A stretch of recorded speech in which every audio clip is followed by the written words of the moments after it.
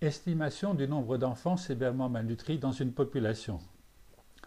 Rappel de quelques définitions. Pour une maladie donnée, on parle de prévalence pour le nombre de cas présents à un moment donné dans une population. Cette prévalence s'exprime en pourcents.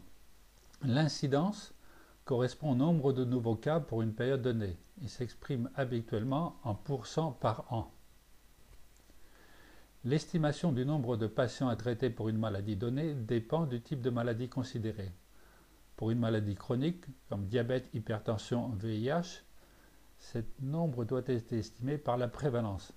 Par contre, pour une maladie aiguë, ce nombre doit être estimé par l'incidence. Par exemple, pour savoir combien d'accidentés de la route devront être traités dans l'année qui vient, il faut une estimation du nombre probable d'accidents tout au long de l'année. Le comptage des voitures accidentées à un moment donné ne donnera aucune information utile. Sur le plan pratique, une question souvent posée est combien d'enfants ayant une malnutrition aiguë sévère devront être traités dans l'année qui vient. C'est une question complexe et les méthodes utilisées pour répondre à cette question dépendent d'hypothèses souvent non formulées sur l'épidémiologie de la malnutrition. L'hypothèse la plus simple est de supposer qu'on a affaire à une crise aiguë menant à une situation d'urgence. Cette hypothèse suppose qu'il n'y avait pas de malnutrition aiguë sévère avant la crise, que les causes sous-jacentes de la malnutrition aiguë sévère ont maintenant été éliminées, qu'il n'y a plus de nouveaux cas.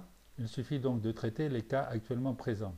Dans ce cas-là, le nombre d'enfants à traiter est égal à la prévalence multipliée par la population d'enfants de moins de 5 ans.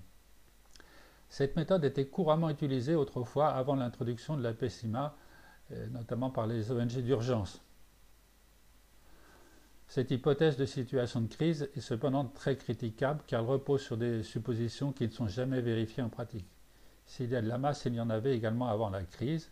Et d'autre part, les causes sous-jacentes de la malnutrition aiguë sévère ne peuvent jamais être éliminées en quelques semaines. Il y a toujours des nouveaux cas. Autre cas de figure, c'est la situation chronique. Les causes sous-jacentes de la malnutrition aiguë sévère ne peuvent pas être corrigées dans l'immédiat. Dans ce cas, de nouveaux cas surviennent régulièrement. Le nombre d'enfants à traiter par an est égal à l'incidence en pourcents par an multiplié par la population. Autre situation, c'est le cas d'un démarrage d'un programme dans une situation chronique. Dans ce cas-là, un modèle a été proposé qui mélange les deux modèles précédents.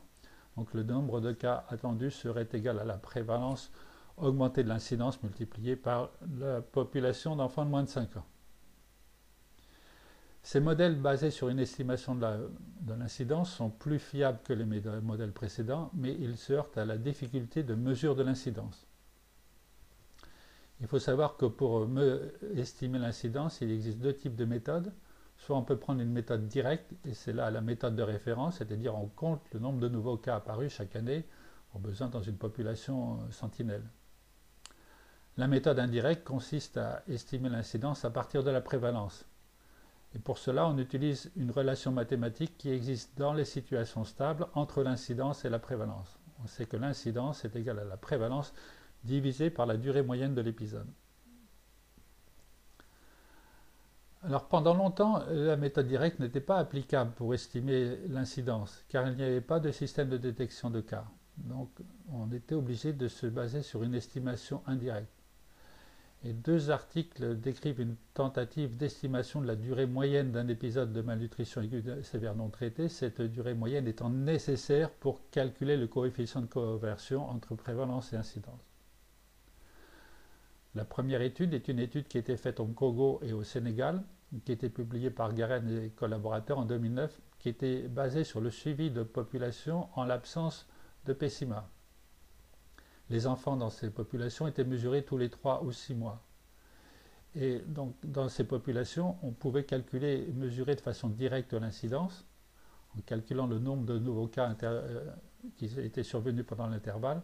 On avait également la prévalence en début d'intervalle, ce qui permettait donc de mesurer la durée de l'intervalle, la durée moyenne de la malnutrition non traitée. Et cette étude a donné une durée moyenne de 7 mois, ce qui amène un coefficient de conversion de l'incidence de la prévalence vers l'incidence de 1,6. Alors cette étude avait quand même un gros problème, c'est que surtout l'étude Sénégal où les mesures étaient effectuées tous les 6 mois, il y avait une possibilité très forte d'avoir des enfants qui aient une SAM entre deux mesures qui en décèdent ou qui au contraire guérissent et qui passent inaperçus. Donc les épisodes courts étaient censurés par ces études. Alors c'était insuffisant, ça a été noté par une équipe épicentre qui travaille au Niger, donc diapositive 13, qui a été publiée en 2011, et qui a fait une nouvelle estimation de la durée de la malnutrition aiguë sévère qui était basée sur des mesures mensuelles des enfants. Donc cette étude était plus rigoureuse.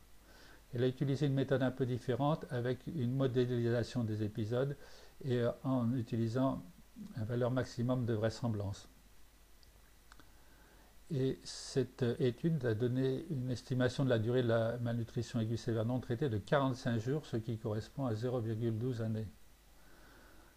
Cette valeur donne un coefficient de conversion de 8, c'est-à-dire l'incidence est égale à la prévalence multipliée par 8.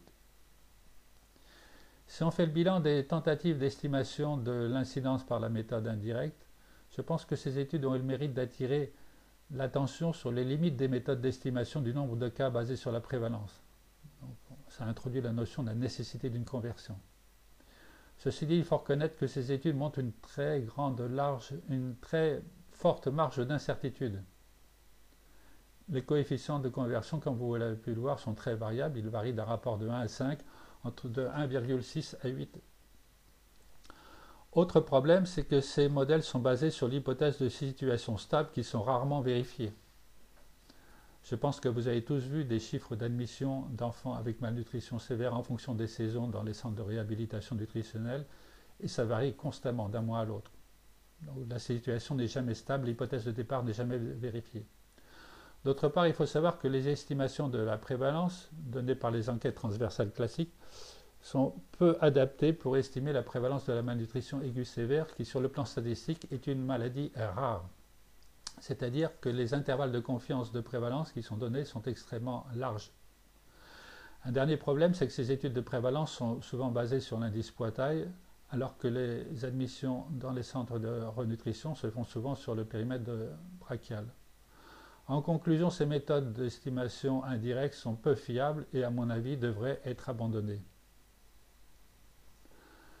Ma proposition serait de passer à une estimation directe de l'incidence. Et pourquoi? Parce que nous ne sommes plus en 2009, nous sommes en 2014, et qu'il existe de nombreux endroits, notamment au Niger, où il existe un dépistage actif des cas de malnutrition aiguë sévère en vue d'un traitement. Donc il est préférable d'oublier les méthodes indirectes et de passer à une méthode directe. Vous pouvez avoir une estimation du nombre de cas en prenant le nombre de cas traités et en le divisant par le taux de couverture. Alors je sais qu'il existe des discussions, une certaine incertitude concernant les taux de couverture, mais je crois que le degré d'imprécision et d'incertitude que vous avez sur ce taux de couverture est beaucoup moins fort que celui que vous avez sur les facteurs de conversion incidence-prévalence. Et ce qui est très intéressant, c'est que j'ai lu avec beaucoup d'intérêt les documents préparatoires à cette réunion, et donc je suis tombé sur ce tableau qui a toutes les données qui permettent de calculer directement l'incidence de la malnutrition aiguë sévère au Niger. Vous avez ici la population donc, des enfants en dessous de 5 ans, vous avez une estimation du nombre d'enfants qui ont été traités, et si vous prenez une estimation qui me semble raisonnable, une couverture de 50% des programmes, et bien vous arrivez à une estimation d'un nombre de cas et d'incidence qui serait de 24% par an. Alors je sais que les données nationales posent toujours des problèmes, et ce dans tous les pays, c'est qu'il est difficile de maintenir un haut niveau de qualité des données sur un grand pays. Donc la réponse, c'est qu'il est préférable d'utiliser des sites sentinelles avec des contrôles de qualité renforcés. Ceci aura un intérêt pratique considérable. Les sites sentinelles, dans lesquels vous vérifiez ou comptez tous les mois le nombre d'enfants qui se présentent avec une malnutrition aiguë sévère, sont extrêmement sensibles et réactifs. Si vous avez un problème de disponibilité alimentaire dans un endroit, une crise qui s'annonce, immédiatement dans le mois qui suit, vous avez le nombre d'enfants qui augmente. Et vous vous en apercevrez beaucoup plus vite avec des sites sentinelles qu'avec des enquêtes qui sont toujours difficiles à mettre en œuvre, qui prennent du temps à être effectuées, à être interprétées. Et là, vous auriez une information beaucoup plus rapide. Alors, je voudrais souligner également l'intérêt d'un travail de genre, de site Sentinelle de ce genre, également sur le plan scientifique. Déjà, je pense que les données nationales que vous avez, les données que je vois dans le rapport, mériteraient d'être publiées, mises en valeur et publiées, car, comme je vous l'expliquais, la plupart des gens utilisent encore des méthodes indirectes de mesure de l'incidence pour estimer le nombre d'enfants malnutris qui sont dans les régions, ce qui est totalement inapproprié. Et là, vous auriez vous êtes dans une bonne situation pour montrer comment faire beaucoup mieux. En conclusion, l'estimation du nombre d'enfants ayant une malnutrition aiguë sévère chaque année avec des études de prévalence est très incertaine. Et aussi, ces estimations ne sont utiles qu'en l'absence de mesures directes d'incidence. Or, vous avez des mesures directes d'incidence de fait.